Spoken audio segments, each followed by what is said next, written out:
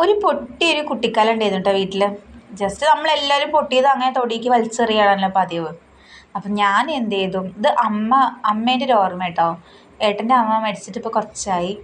അപ്പോൾ അമ്മ വാങ്ങിയതാണ്. അപ്പോൾ ഇങ്ങനെ കളയാനും എനിക്ക് വലിയൊരു ആഗ്രഹമില്ല. അപ്പോൾ ശരി, ഒരു ചെടി നടുകയാണെങ്കിൽ നമ്മൾ അതിനെ എന്നും നനയ്ക്കും, നോക്കും ഒക്കെ ചെയ്യും. പക്ഷെ നമ്മൾ എവിടെയെങ്കിലും അത് കൊണ്ട് വെക്കുകയാണെങ്കിൽ ആ മുക്കിലവിടെ കിടക്കുന്നേ ഉള്ളൂ, എന്തെങ്കിലും എന്താ പറയുക, കേടുവന്ന് അങ്ങനെ പോകും.